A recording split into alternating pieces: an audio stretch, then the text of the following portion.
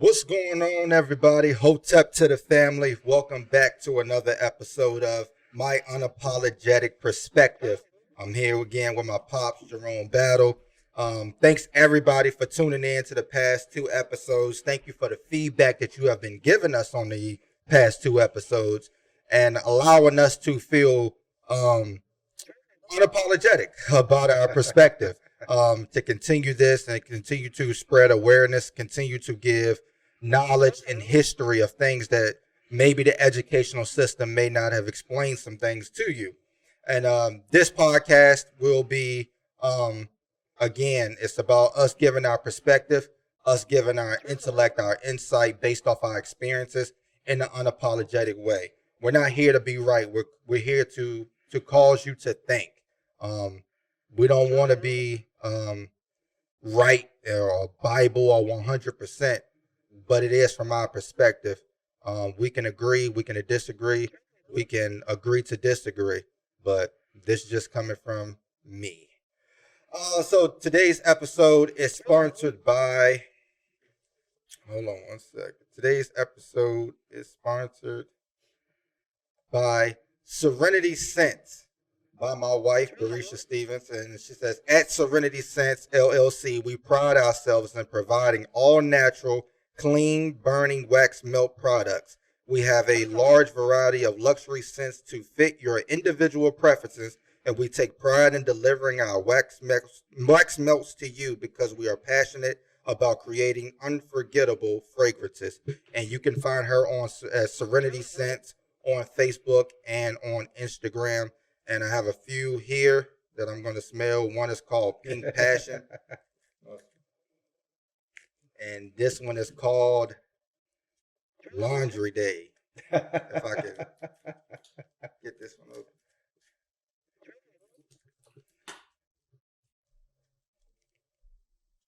Yeah.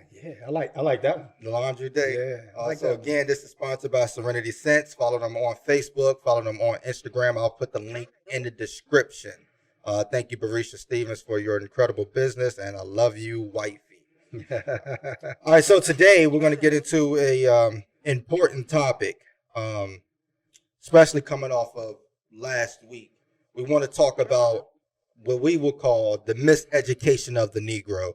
And if you haven't read The Miseducation of the Negro by Carter G. Woodson, it's a book that should be read by every African American and every white person or anybody of minority descent to understand the school system and why it's still kind of prejudiced against African Americans to keep them from advancing in the United States of America.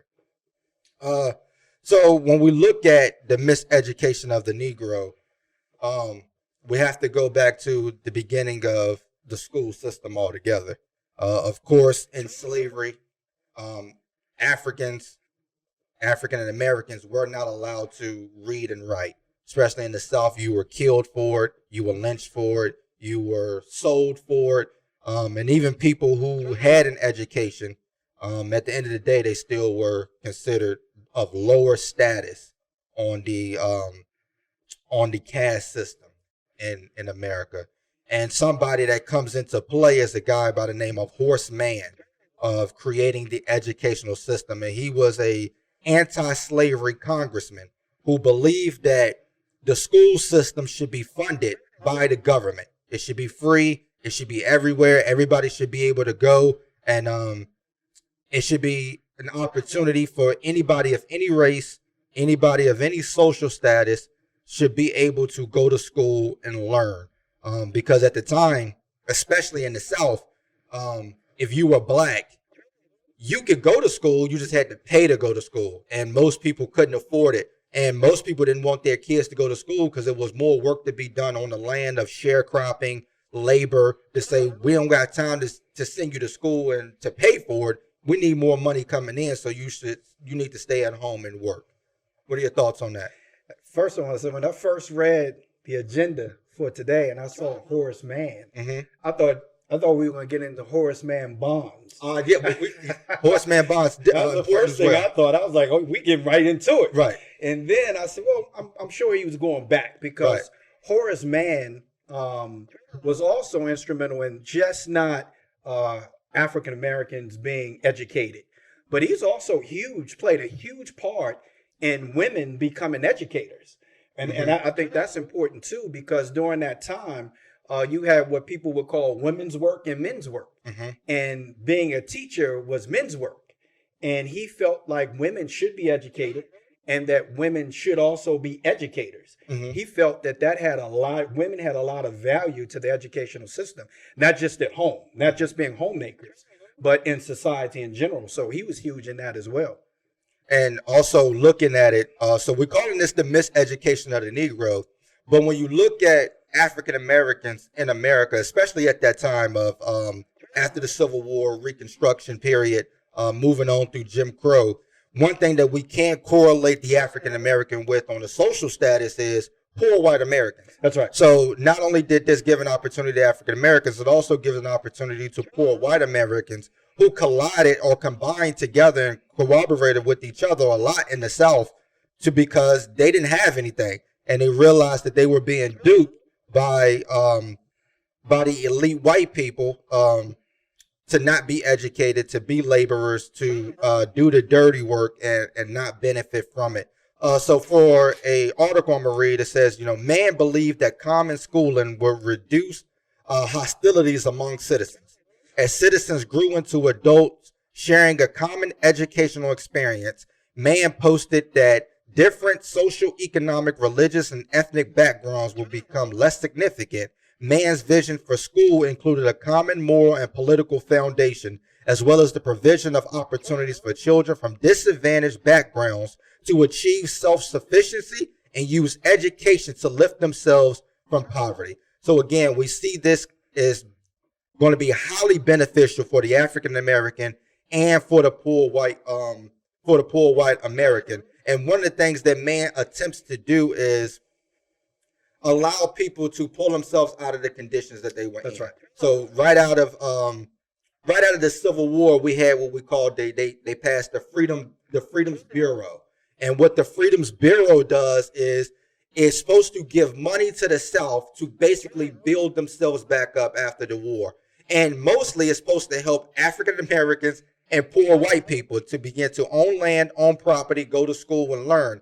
But one of the things that they did not put this towards the Treasury Department and did not put this towards the War Department. They created a whole separate department for this, for the federal government, and who led it was no other than the Southern rebels who succeeded anyway. So the money was going to the white schools. The land was going back to the white elite who had it at first. Thanks to the assassination of Abraham Lincoln, and you get Andrew Jackson there, who gives the land right back to the people who tore it up in the first place. So right after that, we see through the Reconstruction period that it already creates almost a cycle. Right? Almost a cycle. And what worried W.E.B. Du Bois about this? He said, even if we were to integrate the schools, who's going to teach them, and what are they going to be taught? Absolutely. I mean, if you think about during the Civil War and right after the Civil War, when slaves were freed, so now you have people who, in most part, had not been educated at all. You also had whites, low-income whites who weren't educated, and now you have no business because, of course, you have no crops, you have no slaves, you have no homes. A lot of those things were destroyed during the Civil War. Now all these people are out here with no jobs, no education. How do you rebuild? Right. So obviously the money was supposed to be used to do that, but the people that had the money that was supposed to allocate it, they were the ones that made the decisions of where the money is going to go and who's going to benefit from it. And of course, as always, the blacks and the low-income whites were the ones who were left out. 100%. And of course, during this time, remember, this is right after the Civil War. So what they call common school. At first, man had, regardless of what age group you were in, you were all in one classroom. So especially in the black neighborhoods, you could have a 5-year-old learning to read, and you can have a 70-year-old learning to read. Absolutely. So this was what you've seen in the schools. And a lot of African Americans didn't care who was teaching them or what they were learning. They were just happy to be learning. So what happens right after this is John D. Rockefeller comes into play. And with John D. Rockefeller, he's what you would consider a millionaire, or even by aspects, some say a billionaire if you correlate that with the times. Is him and a few other industrialized companies, they come together, about 8 or 9 of them. And what they do is they donate money to the educational system. Now, as we like to say in the African American community, if somebody donates money to you, especially a large sums of money, then they can have a point of view or a say-so in what happens. That's right. With that money. And that's one of the things that John D. Rockefeller and those other millionaires did, was that donated what could be equivalent to over $1 billion today. And they started developing our educational curriculum. Right, the General Educational Board. Right. That's right. So an article says the board was created in 1902 after John D. Rockefeller donated an initial $1 million to its cause. The Rockefeller family would eventually give over $180 million to fund the General Education Board. So it said that they wanted to create jobs and workers. And here's the problem with this when we look in the educational system is you're being taught to be an employee. When you look at what you're being taught, these guys really wanted you to be educated but not intelligent. So when you talk about education in the educational field, most of the time you're learning to be an employee, to go out, and the teachers will tell you if you get good grades, you'll learn and go out and get a great job. Right. And if you're really good, you can go to college for 4 years or 8 years and get a better job, a higher paying job. But it does not teach you the fundamentals of becoming your own owner. That's right.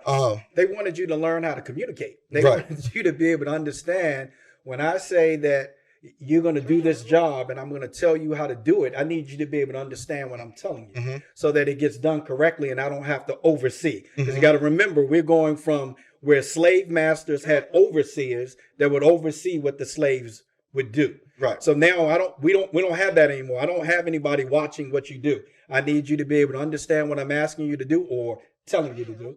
And then you be able to go out and be able to do it. Now, obviously, Rockefeller was right. He did believe that the more educated you become, the better the choices you have, and hopefully the better the choices will be. Right. That was a good concept. However, I don't think that he intended, as you say, for you to become intelligent. He intended you to be able to communicate and understand what somebody was telling you to do, and vice versa.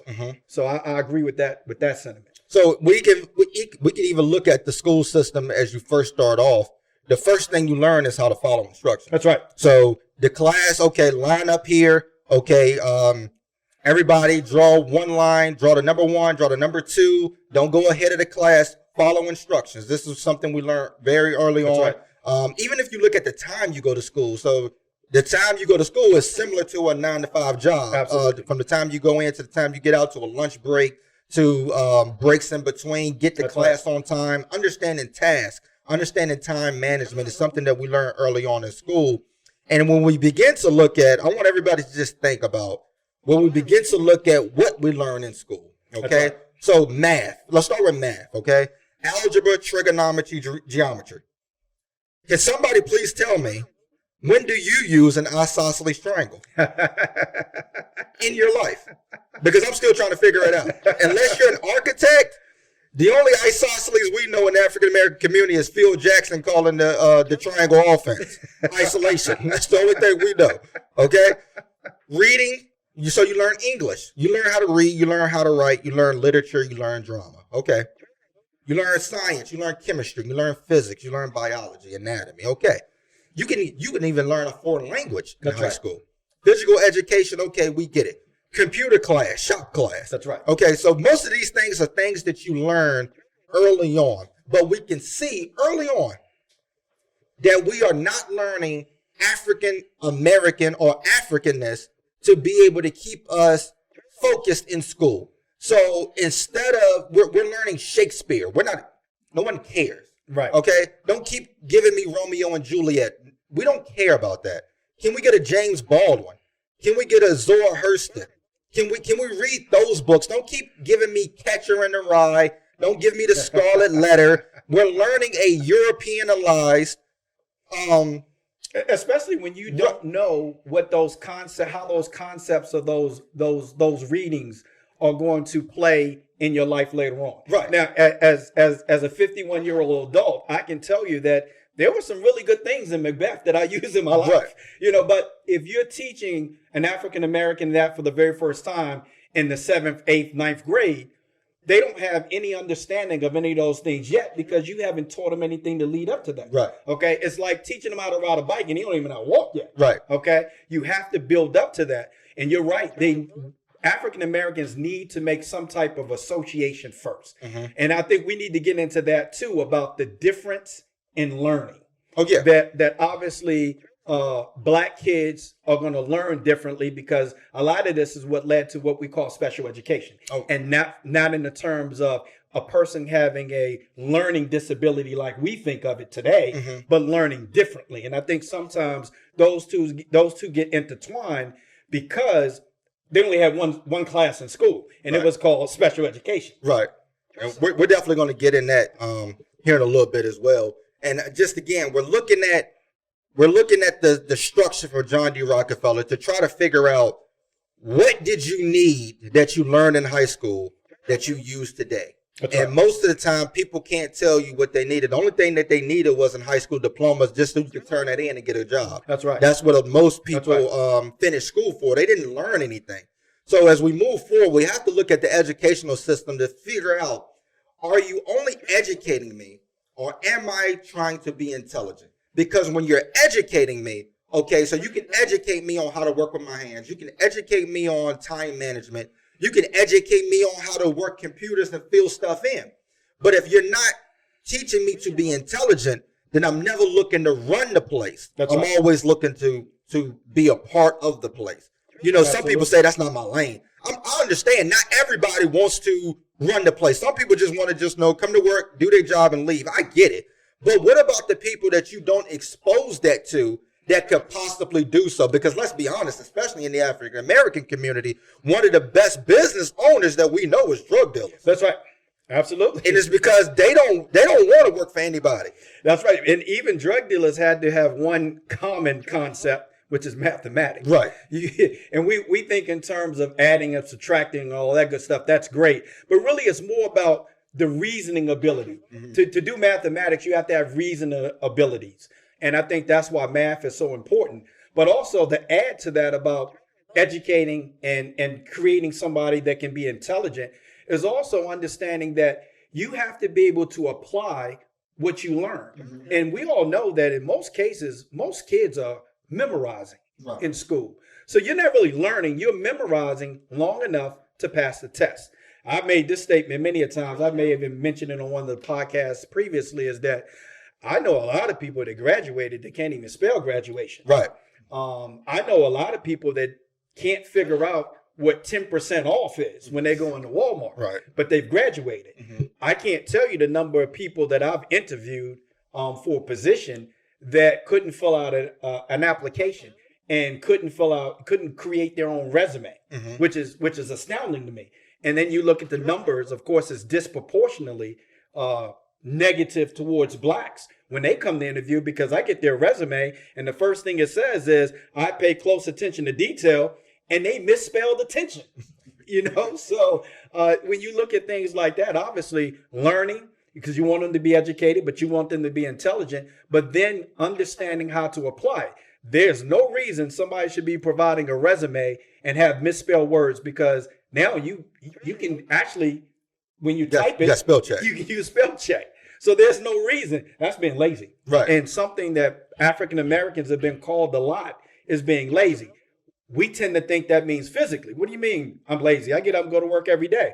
Mentally is what we're talking about. We want you to be active mentally, mm-hmm. and never be lazy mentally. Do your due diligence before you do anything.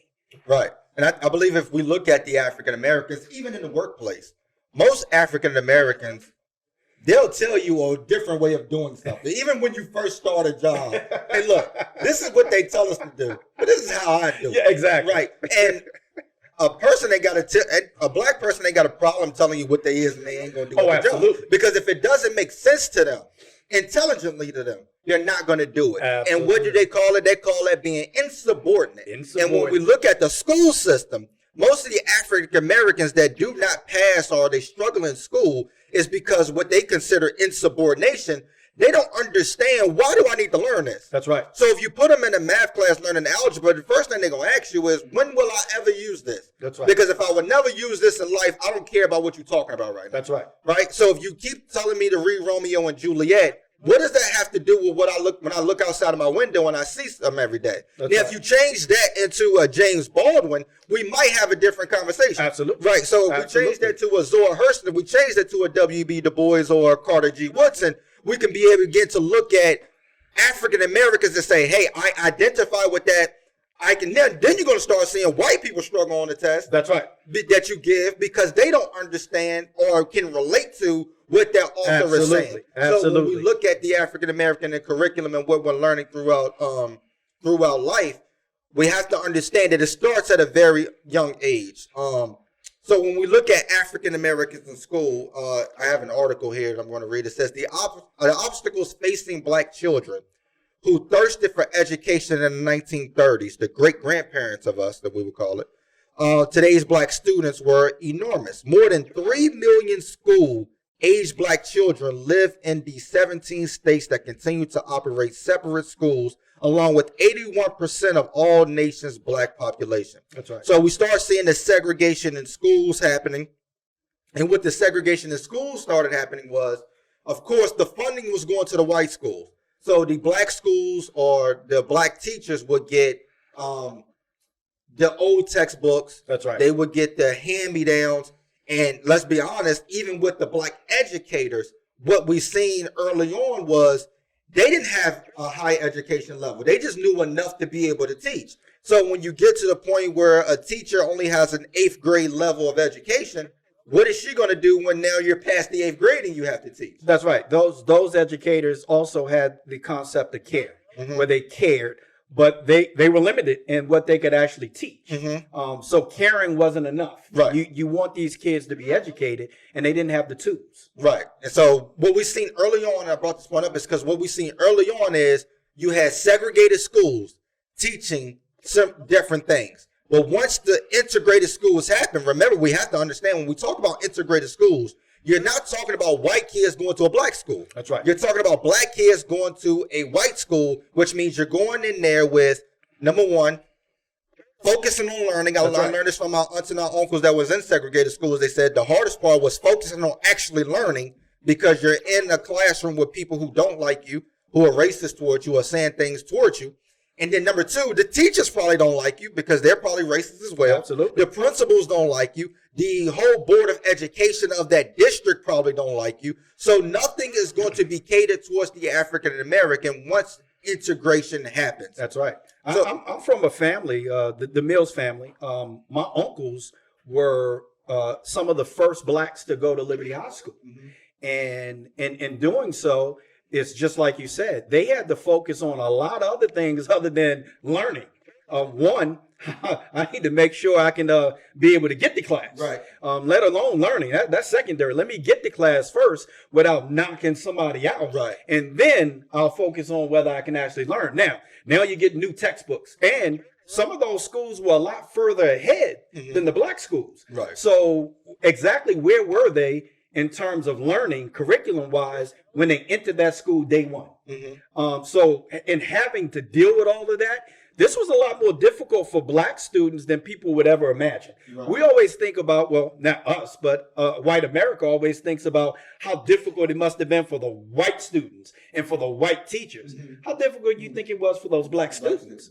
Right. And just from experience, understanding living in Bedford County, going to Liberty High School, whether you went to Liberty, JF, or Stanton River, one of the biggest problems, even for me, is it never stopped. That's right. On focusing on learning because, especially if you're considered, smarter, AB honor roll student. That's right. It's very likely that you will be the only African American in an all-white class. Absolutely. And you know how difficult it is to learn when the teacher says something and everybody else knows what they're talking about. except for the Except you. African American. That's right. And then also, shout out to Miss Reeves, rest in peace. Remember during Black History Month, she asked me if I felt the way about showing the movie Glory. I said, no, Miss Reeves, Denzel my favorite actor. Show Glory. But even with watching Glory, being the only African American in the class, whenever the N-word was said, whenever a racist comment was said, Everybody all look at the you. white eyes come back towards Everybody me. look at you. And it was some snickering, and you trying to figure out, is that an inside joke that I don't understand? What's going on in here? So even with that, we see already that if you're going to a school, an integrated school that's probably mostly white and less black, even 70, 30, 60, 40, you can very well be the only African American, even maybe at the most 2 or 3 of you in the same class. Absolutely. But we're going to take a quick commercial break. We'll be right back. Hold that thought. And we are back. Again, this episode is sponsored by Serenity Scents, my lovely wife. You can follow her on Facebook at Serenity Scents. You can follow her on Instagram at Serenity Scents, or just follow her on Facebook at Barisha Stevens. How much would that cost me? This right here? Yeah. Oh, you can get it for free. But I mean, if I was buying it, how much would that cost me? I think these are $5 a piece. I think. I'm not sure. I would have to ask my wife. I can let you know on the next commercial break. Okay. How much it actually is. All right, so we're back. We're picking back up. Thanks to everybody for continuing to tune in. So we're going to move into what we consider a huge problem in the curriculum is, history being taught from one perspective. The lack of Black history in the curriculum, especially when we're talking about Black history. So, of course, being that there is a lot of Black history in the curriculum, Carter G. Woodson, what he called Black History Week, Right. developed into Black History Month. And we settled on Black History Month. That's right. I say Black History every day. But it just shows you the lack of diversity in the curriculum of the education system, that we have to talk about Black history separate from the actual curriculum. And even when talking about Black history, it's just a celebration that, hey, we'll talk about it. There won't be no test on it. There will not be, these won't be on your SOLs. These will not be on your SATs, ACTs. You're not even required to know it. That's right. If you want to learn about it, here's what such and such did. This is who such and such is. And we'll move on from there. So what do you think about that? I agree. I think so. The real question would be is why we don't teach Black history in school. And I think in a lot of communities, we'll use the predominantly white schools. Let's go there first. Okay. In predominantly white schools, the problem with Black history is who's going to teach it? So you come up with a curriculum, and that curriculum is usually devised by a board of education of some sort that's probably comprised of mostly whites. And they're going to use a standard curriculum, right? So you're going to talk about all the people that we've already talked about, that most people already know. And you're never going to learn about anybody outside of that. But the view of those people are going to be one that's going to be positive and American. Because anything outside of that is what? Anti-American. Right. Not going to happen. So are we getting all of the history? Are we getting parts? Are we getting truths? So you got to think about all those things. But who's going to do it? So the other thing about Black history that's important is I think it makes white people feel uncomfortable. I think when you start talking about Black people in general, I think you even had somebody tell you one time, I love hearing about Black history. I just like hearing about those bad things that white people did to Black people. That's part of the history. That's part of the history. Yeah. And if you feel uncomfortable about it, good, you should. The problem is, why do we care that white people feel uncomfortable about it? Right. That's what bothers me. So when you go to predominantly Black schools, why aren't we teaching more about Black history? Why are we just using those same people? You hear about Martin Luther King? Love Dr. Martin Luther King. He did great things for it. But there's a lot more people to learn about other than Martin Luther King. Right. And we are starting to feel uncomfortable about talking about Black people. Right. And of course, I go back. Is of course right after slavery or even during slavery, one of the things that they said was Africa does not have history, which we know that is incorrect. And of course, there are a lot of white people and even Black people that look at what they call the woke community as being extra. Right. But with the woke community, what they have did was they start listening to the Dr. Henry Clarks. They start listening to the Leo Hansberry. They start listening to the African American scholars that went back and did the research and said, wait a minute, they were wrong. That's right. We do have history. Matter of fact, a lot of the history that they talk about as theirs is actually African history. So when you start to see these people, is the reason why a lot of it is not in the educational system is because they were told and they ran with it, and it is incorrect on a lot of things that we are learning here today. But it's a problem for the African American because one of the things that we understand from talking about Brother Malcolm last week is Black people do not have an identity. That's right. So when you tell them that Africa does not have history, they automatically go away with that African word. Then you talk about American, they don't really have a lot of the history in an American that's good anyway. That's right. So now you have this African American who don't identify with Africa or America. That's right. So they're stuck. And one of the things that we teach, of course, is to understand true education. You have to understand, who am I? Where am I from? How did I get here? Why did I get here? And where am I going? That's right. So already from the first question, African Americans are back. Who am I?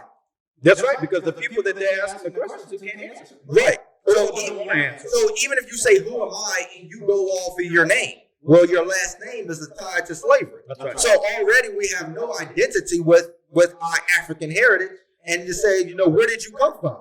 African Americans don't know unless you're able to trace it back some type of way, which is very, very hard from what we already understand. Absolutely. It's only so far you can go back. Now, if you ask a white person where they're from, or they can tell you, they can pinpoint the place in Italy where they're from.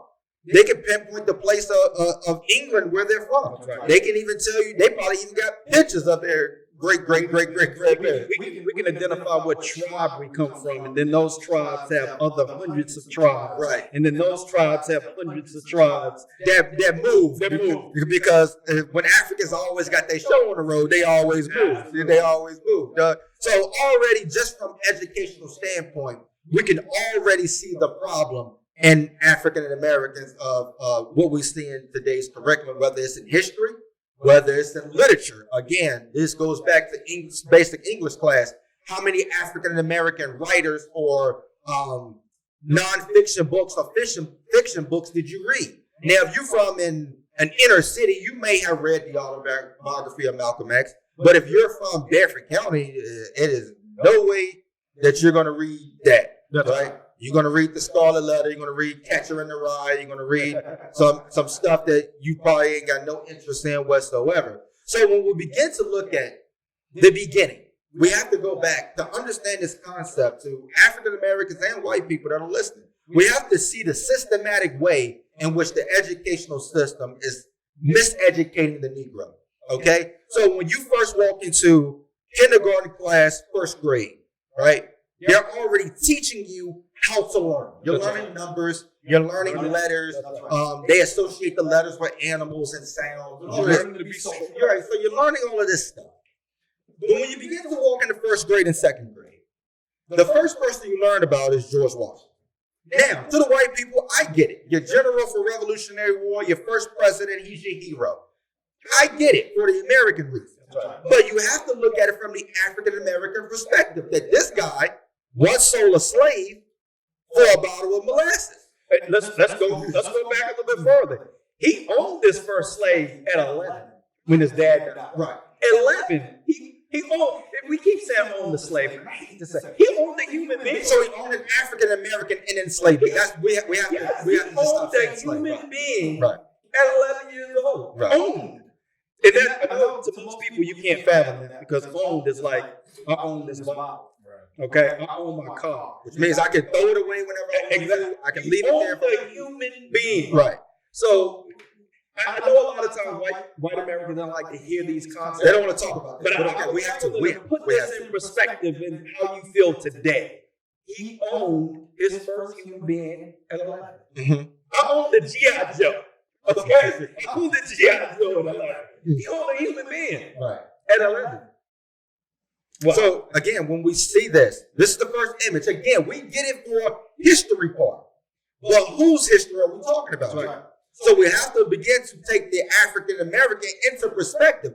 For everybody that's listening, I want you to put yourself, if you can, in an African American shoes at age 6, 7, 8 years old. Let's put this in perspective. You walk into the classroom and there's a picture of George Washington up by where you can see it. That's right. Hero, right?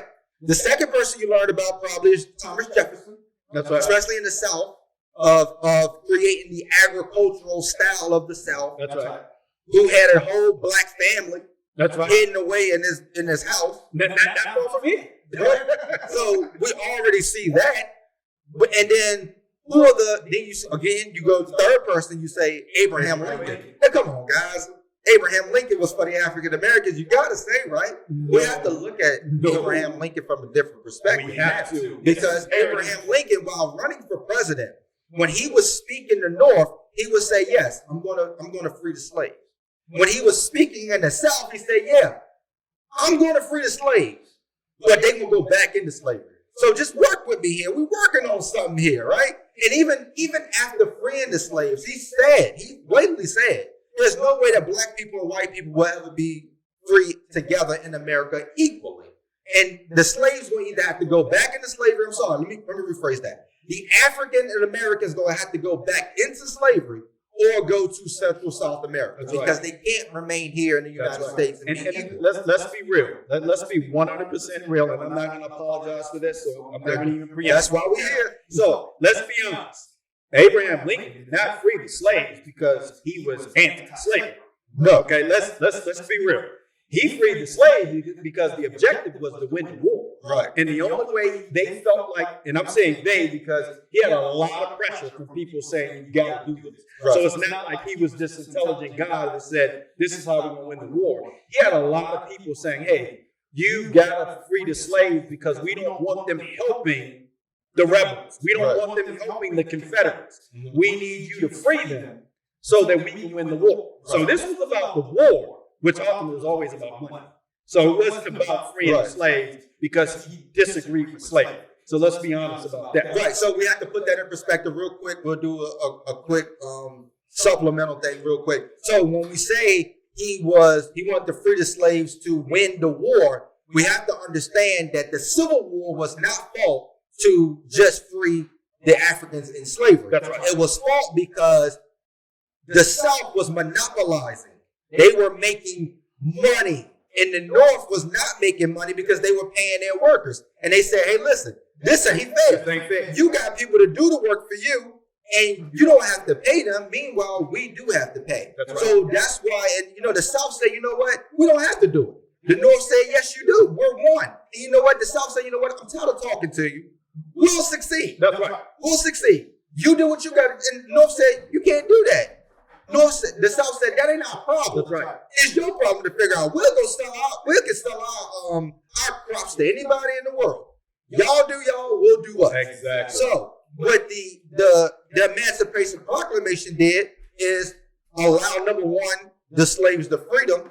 Number two, it allowed our African enslavements to join the cause. That's right. Right? So as we look at Fort Sumter, at the African Americans, if you watch the movie Glory, and how they were able to help the cause, how they were able to, if you look at somebody like a Robert Smalls, who takes a Confederate ship and flags down the Union and say, look, we made it and got myself the freedom, and we helped the war. Even Harriet Tubman. We'll get to that in a second.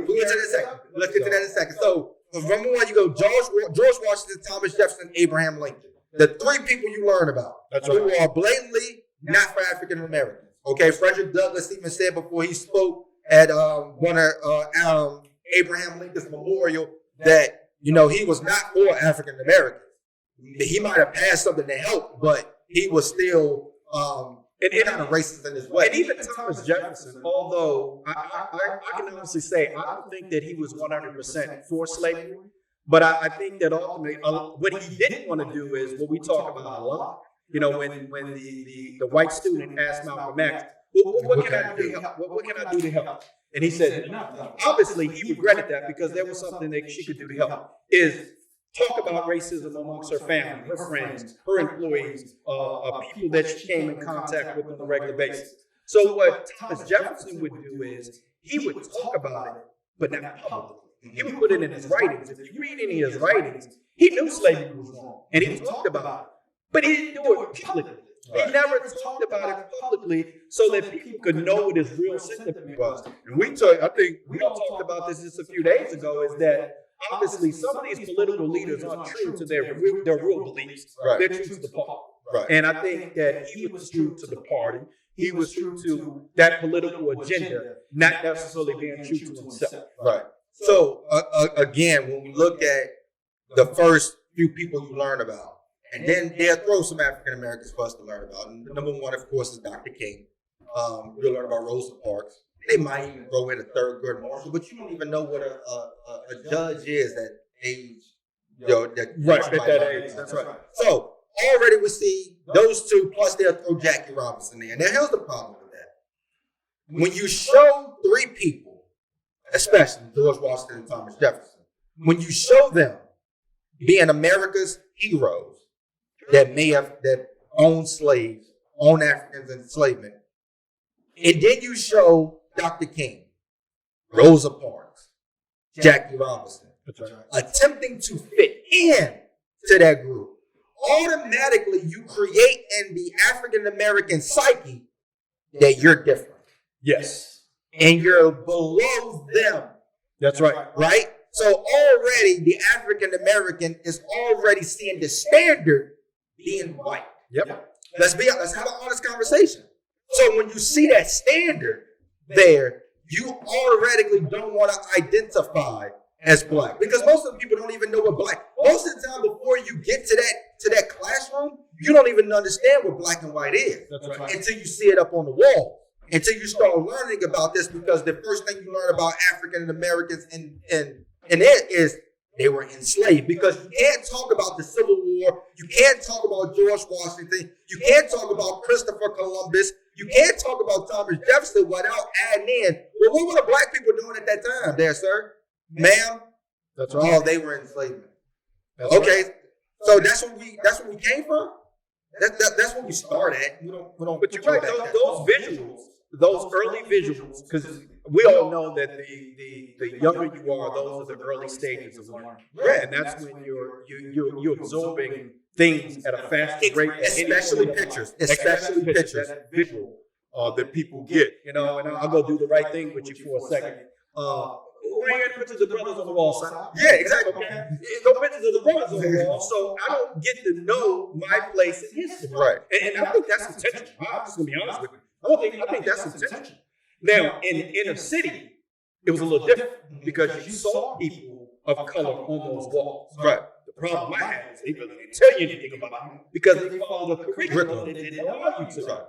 But I had an encyclopedia, so I would look at encyclopedias and get that information. I still think a lot of what we learn about ourselves is going to have to come from us.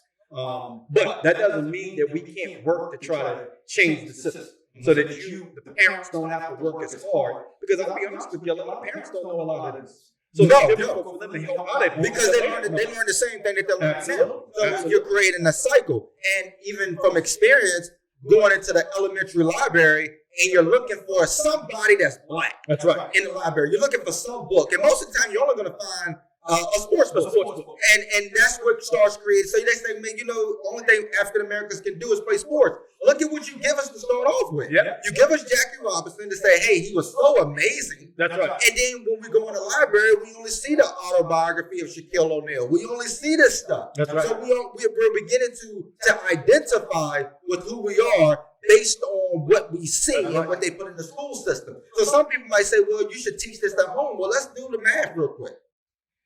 Kids are in school more than they are at home. That's right. So if you go to school at 7:30, 8 o'clock, and you're there to 3:30, 4 o'clock, that's most of your day. That's the most influential thing in their life a day. Right. So even if you come home, you're probably going to do homework for an hour or two. You're still doing schoolwork. And then your parents, they might come home at 5 o'clock. Then you might have an after-school program. If your parents get off a little later, you might got to go do sports, which means you ain't going to get home to 6:30, 7 o'clock. You got to eat, take a shower, study maybe. So you're talking to maybe 2 hours with your actual family. And the last thing you're going to talk about is school. That's all you've done all day. That's so right. we have to understand that the one place that we should be learning This stuff Is in is in school. Right. So you can't put it on and say, well, you guys should just learn this at home. No, why is it not in school? Either number one, you don't want the African American kids to know about it, or number two, you don't want the white kids to know about it because this one might end racism. Now, do you think that, and now that we have gotten it yet, so I just want to prompt it, do you think that that should be part of the standardized testing? What's that? African American history. Yes. Do you think that needs to be included somewhere in standardized? Because the one thing that we see, and we see through the Black Lives Matter, all lives matter. That's right. Right? We see that African Americans, no, we're all Americans. So if we're all Americans, and we're talking about American history, we're talking about African American history, why aren't we there? That's right.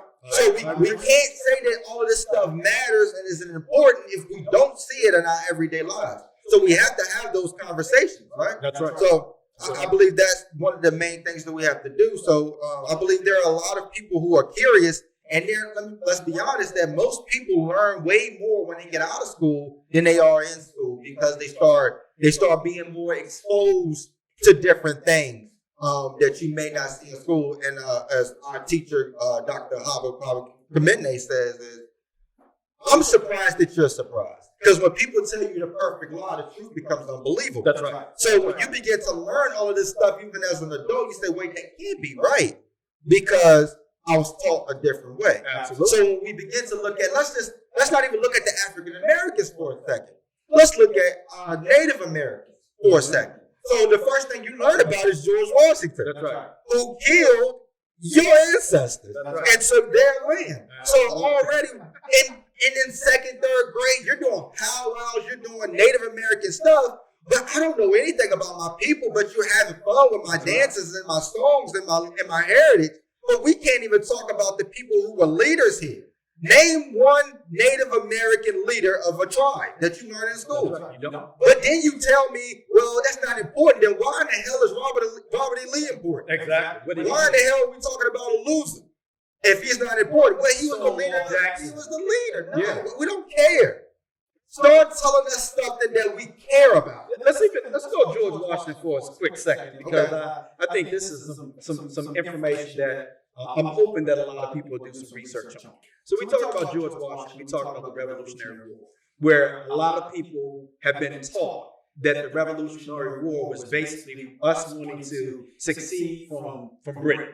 And it was based on that concept of taxation without representation. And we ain't even get into that because you're already paying taxes when you get your check, and then you pay taxes when you buy something. So we ain't even get into that. We'll leave that alone. But let's get into what really took place before the Revolutionary War. Okay? Which, just put in perspective, the Civil War came years after the Revolutionary War. Okay? And people want to say that the Civil War was about slavery.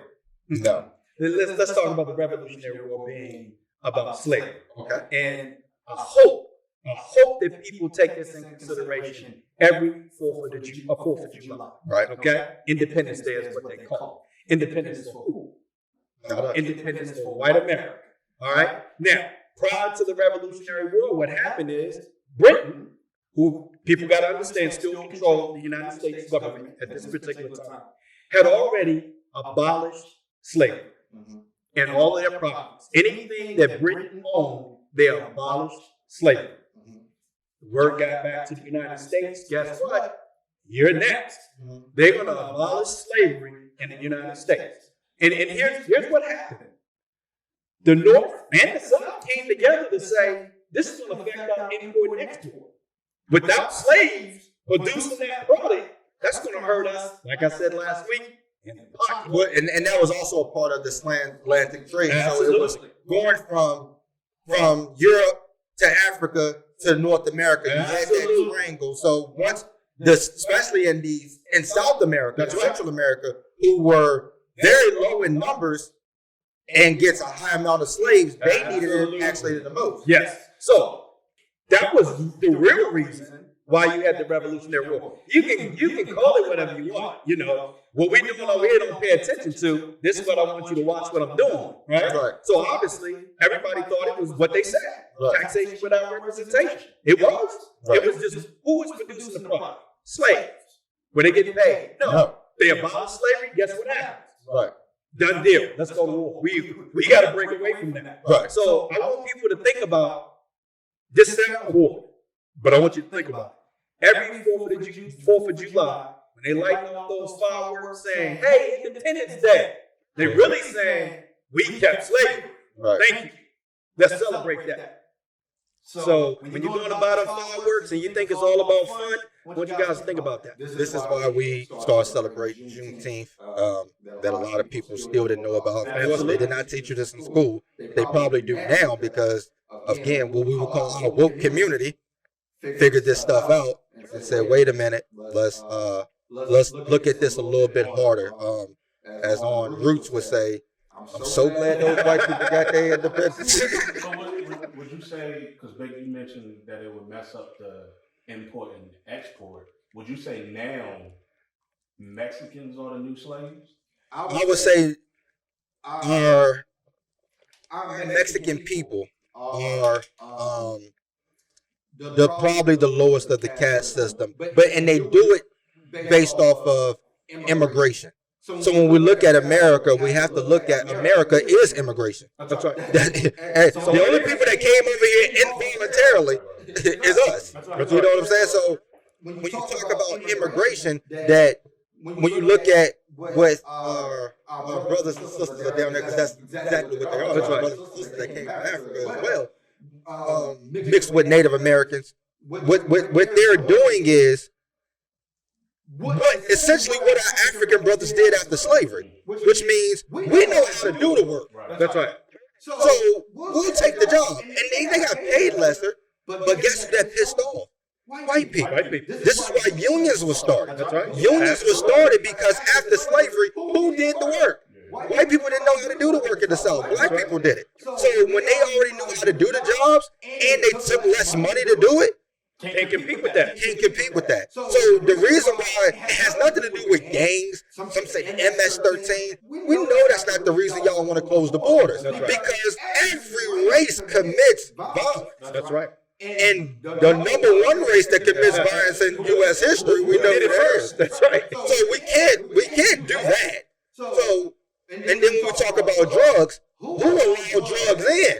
That's right. They weren't just doing that out of nowhere. Especially when we didn't own ships at the time. So we got to go back to Reagan and them. That's right. So the Make America Great, and one of the things that he stood on was building that wall to keep Mexicans out. That's right. You know, and I think that, you know, you think back to slavery, where it was to keep the African Americans out of. Absolutely, and that's the whole concept of the slogan: "Make America Great Again." Right. Well, and again, not just to our African American brothers, but to a lot of African brothers who were also Native Americans. That's right. When was the first wall built? Was in New York by our enslaved Africans to keep Native Americans away. So when we look at walls being built in land to keep people out, we have to say, well, why are you keeping just them out? Why aren't the Asians being kept out? Because we have to look at the funneling of government. That's right. So when Asians come over here and start businesses, it's because China or Asia or whatever, they have deals on the place with America. Okay, we'll import, export. And when our people come over there, you give them opportunity. That's right. And when your people come over here, we give them opportunity. This is when you look at the wars, the Allies and the Axis, it completely changes from World War I to World War II. Right. So there's a lot of deals in place that deals with import exports that backs the people. So one reason, like we talked about last year, why Africans don't have access to capital is because we're not backed by anybody. Africa is trying to do away with the colonialism that they have to deal with themselves. So Koreans can come over here and start business because Korea has a deal with America to bring capital. They don't have a capital. And if somebody's killed here, that's Korean or Vietnamese or Asian or Italian. Because I think Italy was one of them. That's right. Somebody was killed here that was Italian, and Italy said, "Do y'all want to go to war? Y'all better fix it." That's right. But you think they're gonna do that? There's nobody in Africa to speak for us like that. That's right. So when we begin to look at the borders, we have to understand the deals that are in place with other countries, and there's no deal really with Mexico. So until there is a deal, they're going to continue to use that as an agenda. But you can quickly see where none of that had anything to do with any type of rights. That's all monetary. What value do those individuals bring when they come? That's what it's all about. It's about money. Right. So we're going to take a quick commercial break, and we'll be right back. And we are back. Again, this episode is sponsored by Serenity Scents. Get your scents, your wax melts from my wife. Follow on Facebook at Serenity Scents, on Instagram at Serenity Scents. Continue to support our black businesses, our black entrepreneurs that are giving back to our community. So moving right along, you talked about some earlier of special education. Let's move into that, because when we talk about special education, I remember being in school, and I remember they used to come get 4 specific kids out of the class. And of course, everybody else thought it was funny. Right. Because you're dealing with kids. So if people thought it was funny, or they're slower than us, they're retarded. You use those type of words. We're just being honest. And I don't think we really knew what special education was. Absolutely. So can you talk about that for a second? I think for most of us, when we talk about special education, and for some reason this would seem to be consistent no matter what school, the classes seem to be at the end of the hall. Call them corner classes. Right. I don't know why they always put them at the end of the hall, but they were. It seemed like no matter what school you were in, those classes were at the end. And they particularly had students that appeared. So we go back to the visual. They visually look different than other students. Mm-hmm. And most of that happened because some of them actually have physical handicaps. Mm-hmm. But you also had in that special education was kids who learned differently, Mm-hmm. had no physical handicap, and in most cases had no mental handicap. They learned differently. Mm-hmm. I can honestly say I have friends that learned differently, but they were just as smart as I was. Right. They just learned differently than I did, and they were in those classes, which actually taught me the difference, because I was just like any other kid. I would think it was the retarded class. I know you can't use that Mm-hmm. word like talking about anymore, but we really thought that that's what it was. That's what we called it. Inappropriate today was inappropriate then. Right. But really and truly, it was kids who learned differently. I had a lot of friends that were in the classes that end up doing things. Right. Some became FBI agents, some became doctors, some became lawyers, but they were in those classes. Right. And it was because kids learn differently. If you put this in perspective, we're all individuals, which means individuals can think differently, speak differently, obviously learn differently. Mm-hmm. But you have a standard way of learning. Right off the top, you know that's not going to work. Right. And then let's go one step further. Let's add in difference of race. Mm-hmm. We can talk about blacks and whites being treated equally, but you cannot deny the fact that they are different. Right. And what I mean by that is, you can take a poor white and a black, same level of education, clean them up, send them to a job interview. One benefit the poor white person has, they're white. Right. Okay? People learn differently. So in order to do that, you need to look at your standardized testing to figure out how I can teach these kids to learn, not at the same level, but to get to the same goal. Mm-hmm. So special education was a way of doing that. And I like to add, special education a lot of times really had nothing to do with education at all. It had to do with dealing with behavioral issues, anger management, because there were a lot of them that were smart enough, but they were called disruptive in class. So again, learning differently. So if you put, and I'll go back to me. I was never considered special education, but I did see a social status in school in 5th grade. In 5th grade, I was in an African-American teacher's class, and he came to my mom one day. This is right when they start actually separating us in classes. And he came to my mom one day. He said, "Hey, he's in what we call the normal, the normal class, which means everything moves at a normal pace. Then we have another type of class that moves in a more advanced pace." And he said, "I want to put him in the more advanced place because as an African American student, I feel like we should have more in there, and I feel like it'd be beneficial to him." So my mom moved me over there into that type of class, and my grades dropped. Mm-hmm. same material, That's right. but my grades dropped. And what I understood was because I was the only African American in there. So when you put me next to my homeboys, I can learn better. I can be comfortable with learning. I can even help them. That's right. But when you put me with people I don't know, I'm hesitant to answer questions. I'm hesitant to raise my hand. I'm hesitant to do a lot of things. Confidence level goes down. Right, because the environment was different. And I seen this in high school. I seen whenever I was in the AP advanced classes, I was a little bit more timid. But you put me with my homeboys, oh man, I feel like I'm the smartest one in the room. So my confidence is going to be better. So I think it also goes back to what environment you in. And when you automatically start separating these kids, putting them into an environment that's different from everybody else, you're crushing their confidence, because the same people who were in special education in the second grade was in special education in the 11th grade. So you already crushed their confidence, and now they feel like they're not smart. And we've seen throughout history that people that you may consider retarded, dyslexic, whatever the case may be, ended up being some of the most intellectual people you ever met. Right. They just didn't learn the way that you were trying to teach them. And obviously, I think you're putting teachers in a situation to make decisions that they're probably not qualified to make. Right. Now, however, in your situation, I know that was a good decision, because obviously you could learn at a faster pace, and you did. And I'm glad you didn't tell them what happened when you got the bad grade and what I said to you. I appreciate that.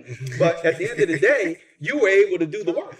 Right. You were able to live up to what that teacher thought that you could do. Mm-hmm. However, what if he was wrong? And what about the situations that probably happens where teachers are wrong in making that assessment? Right. I'm not sure that teachers are the best ones to be making that decision in those situations. Right.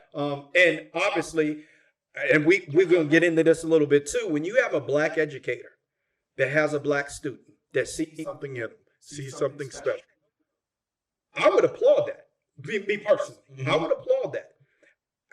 I'm not saying that they're the best to make the decision. I'm just saying that I want you to identify somebody that you see something in because you have some type of relation, right, some type of association, because you're black, they're black. Is that fair? I don't know. All I know is that at the end of the day, he's trying to make sure that this black student get a better level of education because he deserves it. He's intelligent enough to do it.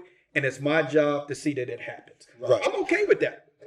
However, I don't know if everybody in that situation is going to agree with that. Right. And I also believe the way that we learn is how it's communicated to you. So again, going back to the black educator, I know most of my friends, whenever the teacher was African American, they learn better. They listen better. Statistics show that. Right. Statistics not only show that if you have a black teacher and a black student, that they learn better. It even says that if you have a school that has more black teachers, even if the students aren't in their class, just the fact that they feel more comfortable, like you talked about, they feel more comfortable. But it goes back to that visual we talked about when you first go into kindergarten and first grade, and you see pictures of George Washington, Thomas Jefferson, and Abe Lincoln. Right. You get that visual. Okay, I'll be honest with you. There was times that I went into classes and I looked for black people. I mean, I'll be honest with you. I went to schools. We played basketball, and I would look for black people. When you're playing basketball, me and Shaquan would go in the gym and look for black people. Right. You know, so obviously you're always looking for that level of comfort no matter where you're going, especially when you know that you're going to be the minority. Right. Because you're not just a minority in color, you're the minority a lot of times in concepts and the way that you think and the way that you behave, or they expect you to behave. Right. So I think behavior plays a big part in what happens to black kids in our school system. I'll give you an example. When we talk about special education and then we talk about standard testing, and we'll use the standard testing as an example, especially in Virginia. Standard testing is not only about education, it's about funding.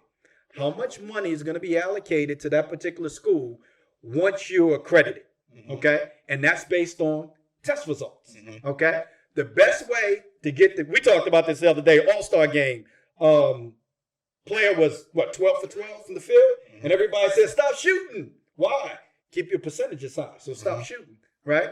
So in educational system, if you have black students that have behavior issues or learning disabilities or just not performing as well as they need to, the best way to get your test scores up, don't have them test. Right. So what do? You come up with No, zero tolerance. Zero tolerance, which means if you behave badly, bully, whatever it is, we have zero tolerance. We get you out of the classroom. Right. Guess what happens? You don't get the test. You can't hurt my test scores. So obviously that hurt us disproportionately in the classrooms. That people will not talk about when you talk about standard testing. And I think that's important. I'm not 100% against standard testing. I'm just against the way that the system does not take in consideration that all individuals learn differently. More so when you take a black student versus a white student. You can't have a standard, one, that's created based on the average white student. That's the standard. Right. How does that fit us? That shouldn't be the standard, because you're looking at white people being the superior and black people being the inferior when you create white people and their way of being the standard. But when we look at special education, man, you just had this conversation the other day, was whenever I read, I have to put on headphones to drown out noise. That's right. And be able to focus on the pages. Some places I can't read at.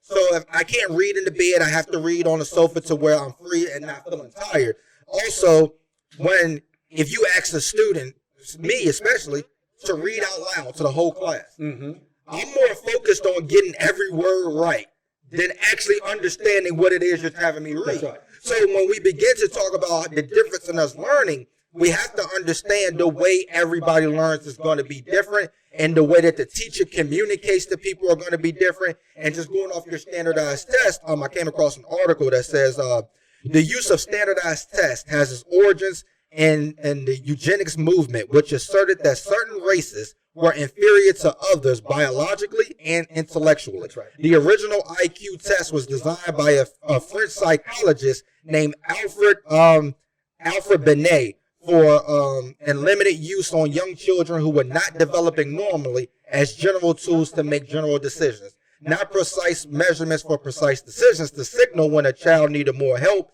in the intellectual development. So already we see standardized tests come from trying to separate, especially racially. That's right. So we already see that when you look at standardized tests, one of the things that they teach you about practicing for the SOL, practice for the SAT is, you should be 2 answers you should go and already mark out as wrong. That's right. And then you can decide between the other 2 answers which one is possibly right. That's right. So even with teaching standardized tests, you're not finding the right answer. You just know all the wrong answers. Yeah, especially when a lot of the standardized testing has moved to multiple choice. Multiple choice.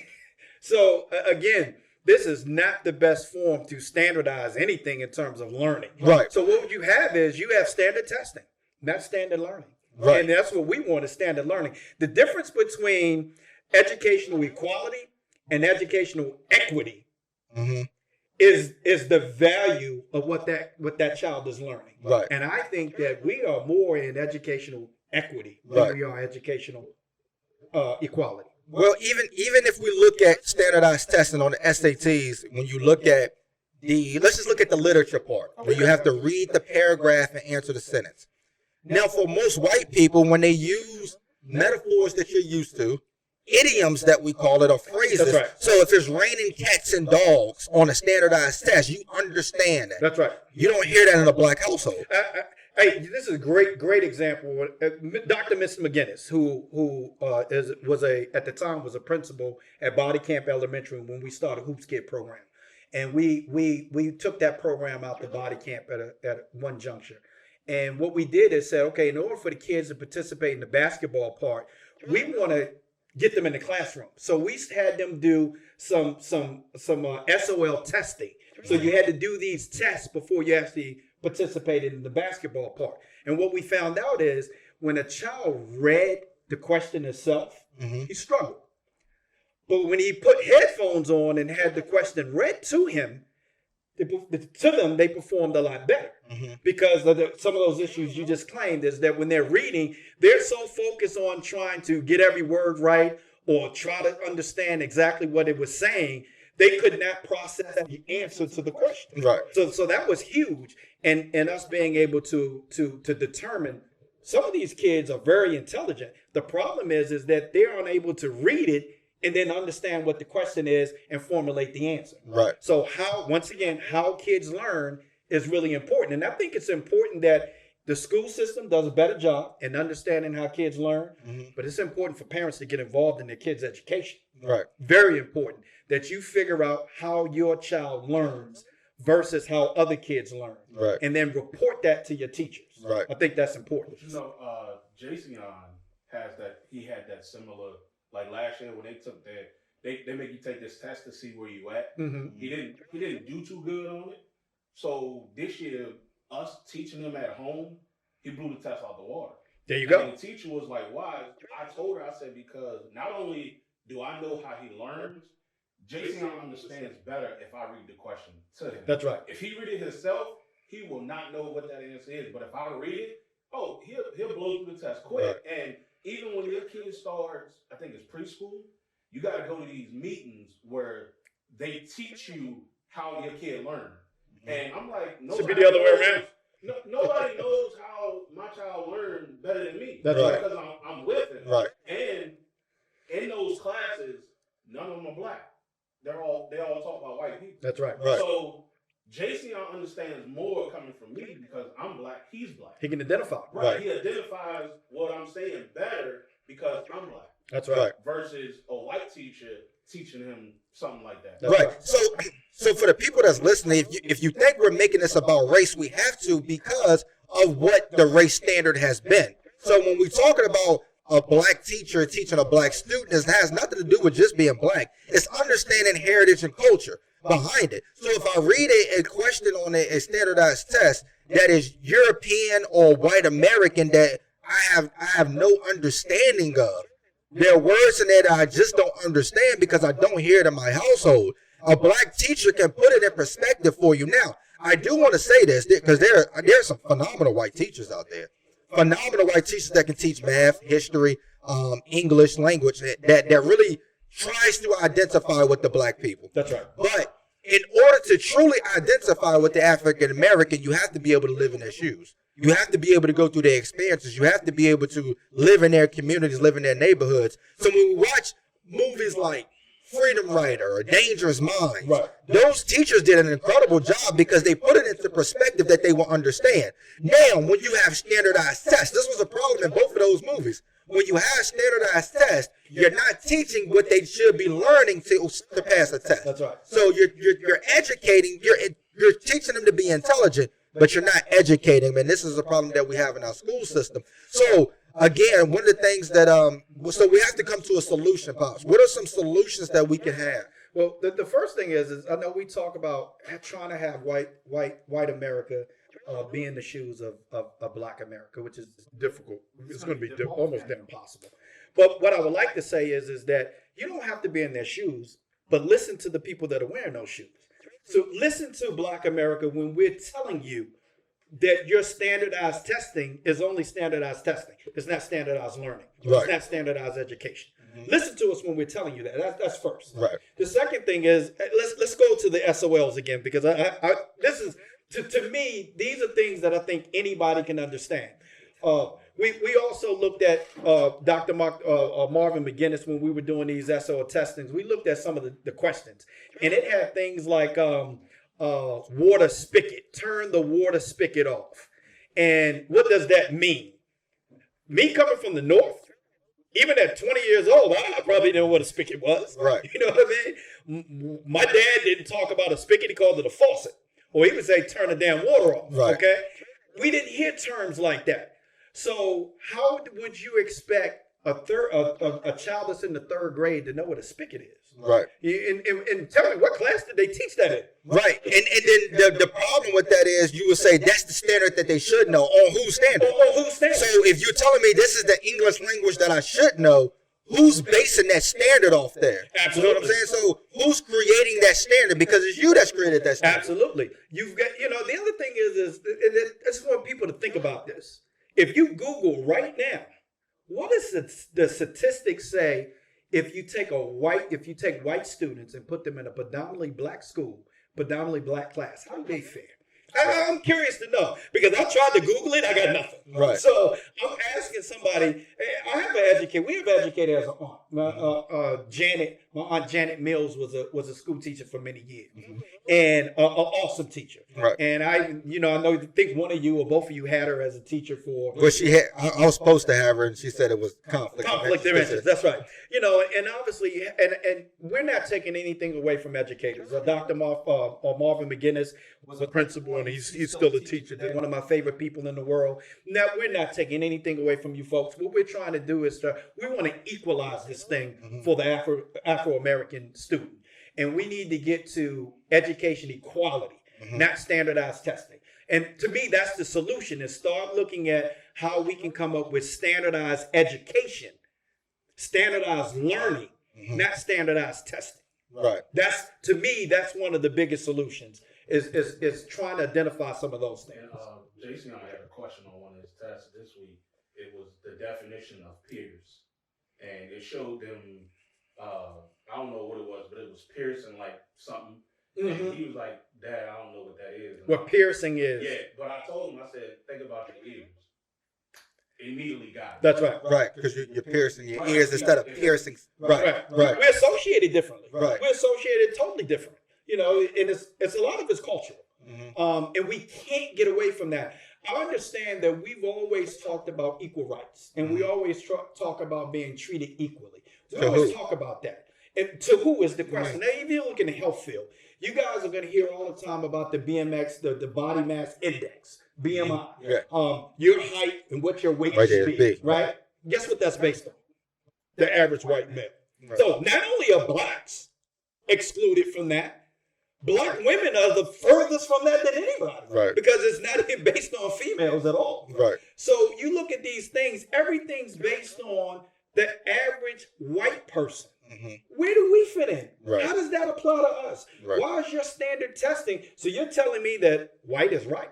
And we've heard that from, as being kids, white is right.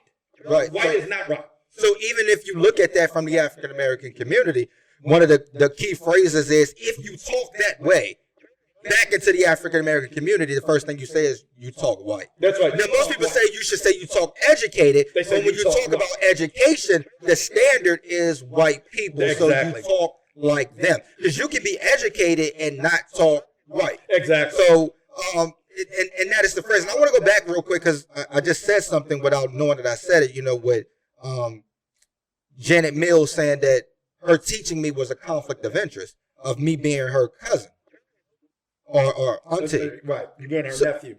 Great nephew. When you look at that, the reason why is because she knew she was going to be harder on me than anybody else. That's right. So that is my solution, is we need more black educators that are going to hold our African American kids accountable for what they do. So again, Miss Duncan, 8th grade. She was a white lady, but she was a nun. But she understood African American students.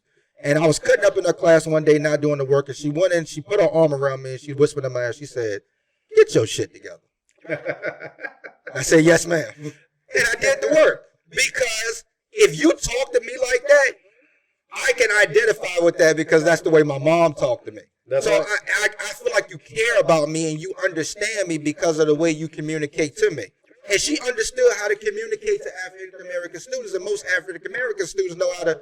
African American teachers know how to do that as well. So I know he wasn't a teacher, but he did a lot of walking around with bad kids, and he would pull kids out of the classroom and talk to them, because he knew if he's yelled at them in the classroom, you ain't gonna do nothing but set that kid off. Yeah, Mr. Taylor, you ain't gonna do nothing but set them off. You pull them so out. I gotta pull them out. So a lot of white teachers don't understand it when it comes to black students. Don't embarrass them. That's right. Do not yell at them, because the first thing they're gonna say is, "You ain't my mama, you ain't my daddy. Don't talk to me like that." And there are adults in the workplace that still say that. They still say that. That's right. So Aunt Janet not only held black students to a high regard, but any student. You know how many white students came to me once they figured out that was my your aunt's tough. She's tough. I don't like her class, yeah. but she's tough. Right. And I had a similar experience, but it wasn't with a black teacher. It was with a white teacher.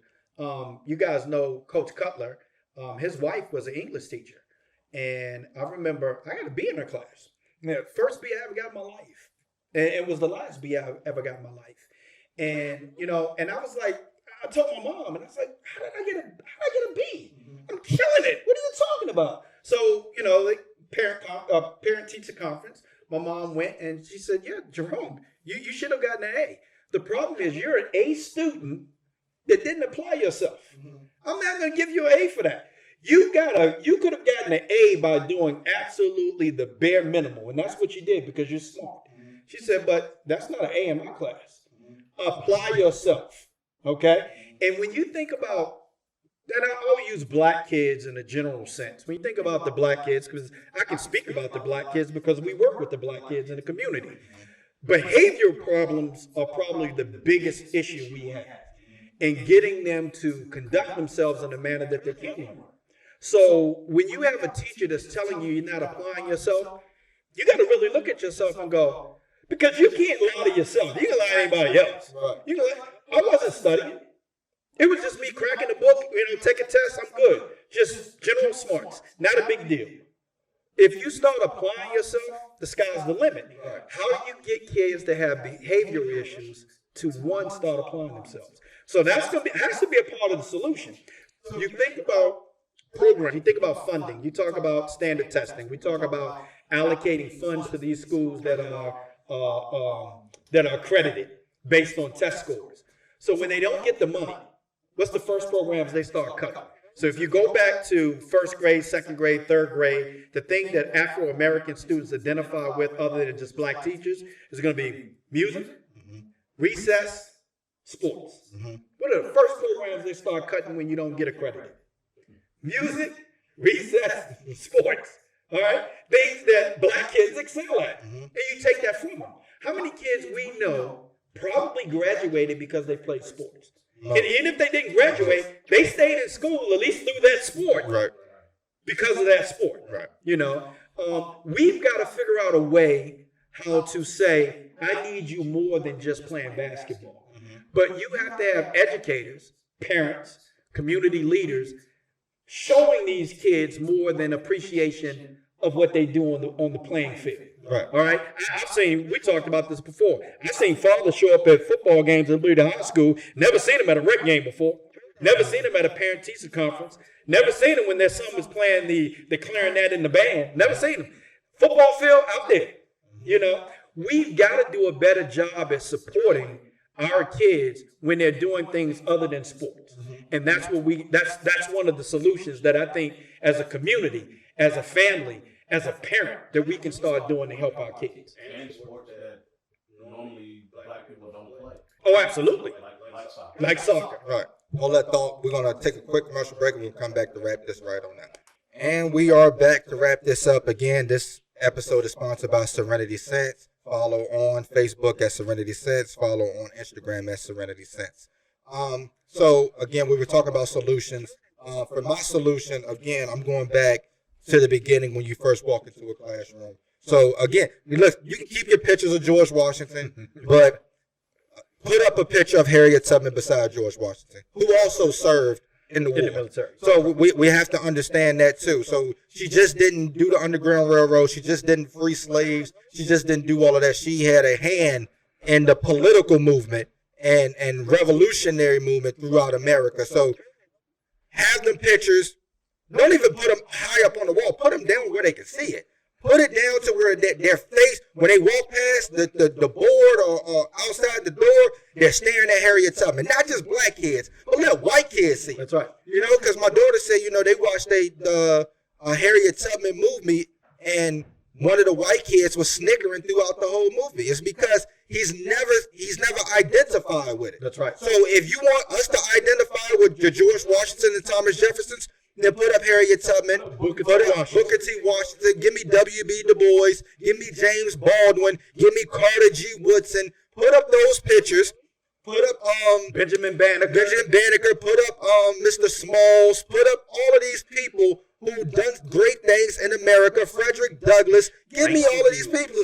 Give me them. That's right. Put them there, put them on the wall so the African American kids especially can see them and say, okay. That's us. Okay. I can relate. Yes. I'm ready to learn. That's what you hope would happen. Right. I'm comfortable. Right. I feel like I fit in. whether people will admit it or not, everybody wants to fit in. Everybody wants to fit in. The reason why you have people, high school students doing things that they shouldn't be doing is because if the masses are doing it, they want to fit in, they're going to do it too. Right. So if you say, hey, let's start being more constructive and having kids fit a certain mold, then put some pictures of African Americans on the wall early. Right. Let's get them seeing those visuals of them being important, Right. having value. Right. And then they will feel like I fit in. I deserve to be here. Right.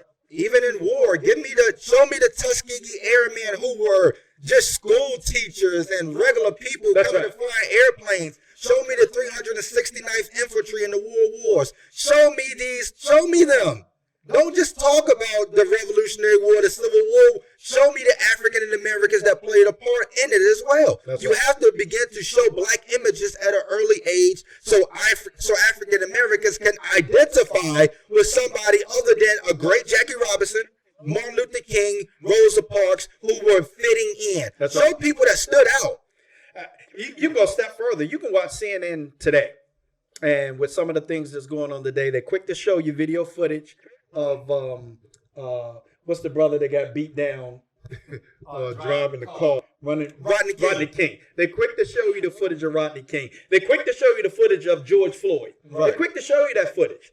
But they don't show you a whole lot of footage regarding Benjamin Banneker and talking about what he did in building Washington, D.C., the capital of the United States. They don't talk about that. Right. In fact, I bet a lot of people going right now, who's Benjamin Banneker? Right. They probably don't even know. But Booker T. Washington. Right. So I just employ people to do some research. Do your research. Do your due diligence. Because value is in education. Right. There's value in understanding certain things about not only where you came from, but how you've been miseducated about Black history. Right. And again, if you're not going to do that, then at least let us come up with our own concept of who these people were. So if you're going to give me George Washington was the general, was the first president, then tell me the bad things to me so I can figure out whether he's a good person or not. That's right. Don't just throw it down my throat and say he's a hero. Let me decide. So don't create the curriculum so you can come to the decision for me. Let me decide. That's right. Let me decide for him. So, again, we can go further than America. Don't just start with slavery because we know Africans was much more than just slavery. Can we go back to the Mali Empire? That's right. Can we go back to the Ghana Empire? Can we go talk about the Mandinka people of Guinea and West Africa? Can we talk about Nubia? Can we talk about the Cushites? Can we talk about the African role in Egypt that y'all want to separate from Africa, which we know is not true? Can we talk about that? Can we talk about the role that they played? And don't just talk about European history. Can we talk about the Moors that go into Europe? That's right. Can we talk about that? Can we talk about things that everybody can be influenced by? Not just African American. Can we talk about Native American history? What they were just here and they died? Can we talk about it? And the reason they don't want to talk about it because it's all negative towards white America. Right. They don't want you to know. Can we have those conversations? Can we talk about Asian history? Can we talk about the Great Wall? Can we talk about the Mongol Empire? Can we talk about the Chinese empires? Can we talk about it? If this is America, freedom, where we have different cultures, different races, and we're all American, then we have to go back and talk about everybody's history. That's right. Because if you want me to believe that you did for oh so long that Christopher Columbus discovered America, And we all know he did. if you want me to believe some of these things, if you want me to believe that the John Rolfes of the world, the people that came into Jamestown, you want me to believe all of this stuff, And if you want us to believe that Abraham Lincoln cared about Black people, then we got to have real conversations. We got to talk about true history. So people say, what can we do about racism? We got to go back and look at history. and you got to be honest about We it. got to be truthful about it. We got to have honest conversations about it. Because most people would tell you about their white privilege and say, okay, you understand that you have white privilege. Are you willing to give it up? And that's the fact. I mean, actually, there was a doctor. I can't think of her name, but she did a survey. She had a live audience, and she said, "I want everybody to stand up." And everybody stood up, and they said, "If you're white, I want you to remain standing. and the black people would sit down, and it said, for the white people that's standing, if you would like to be treated like you know that black people have been treated in America, I want you to remain standing. And they sat down. So obviously they know that they're being treated differently. So white America gets the privilege just for being white. And white people know that. They won't admit it. They won't admit it. But you have a privilege that you get just for being white. We have what seems like to be a curse just for being black. Right. And law and justice, you are supposed to have a trial of jury of your peers. But I can tell you from experience, none of them jurors look like me. Okay? None of them look like me. So how are they my peers? Because they live in the same community that I did? We didn't get the same level of education, and they had a privilege that wasn't afforded to me. So how are they my peers? Right. So I want white America really has to start thinking about, one, stop apologizing. Okay, I don't want to hear your apologies. Keep your reparations. We don't want that. I don't want your sympathy. I don't want that. What I want you to do is be honest with me. Be honest with yourself first, but be honest with me. You view us as different. I'm okay with that. Okay, we view you as different. Right. But we want to be treated fairly. We want to be treated fairly. So when it comes to education, we know that, at least I believe that in most communities, education can be an equalizer. The more educated the community is, that community is going to probably thrive because people are going to go out and they have access, as George Washington and Rockefeller believed, is that the more educated you are, you have better choices, and you probably are going to make better choices. So it starts with education. Right. And to close this out, I believe to understand the African American thought system, even for African Americans, we have to go back and we have to look at the chronological eras of history. Again, so when you begin to say, why don't black people own land? Why can't they start businesses? Why can't they pick themselves up? We have to look at the systematic way of education and look at the systematic way of oppression that we've seen in this country. So if you don't know your history, so if you're just saying that they have the same opportunities that I have, that is incorrect. You don't know history. You don't understand redlining. You don't understand the denial of loans and home property. And you, even when they did brought property, you don't understand that how they were burned down, how they were ran out of town, what we call sundown towns. If you don't understand history, there's absolutely no way you can understand the African American psyche, and you cannot understand the structure of American prejudice against African Americans. So again, the educational system is just one way, but through the educational system, we can begin to look at the ways to combat that by understanding, having conversations, not to be correct, but having conversations to understand different perspectives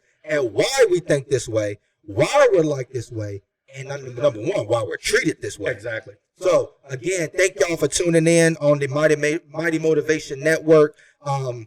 We'll see you again next week. Love y'all. Hotep to the family.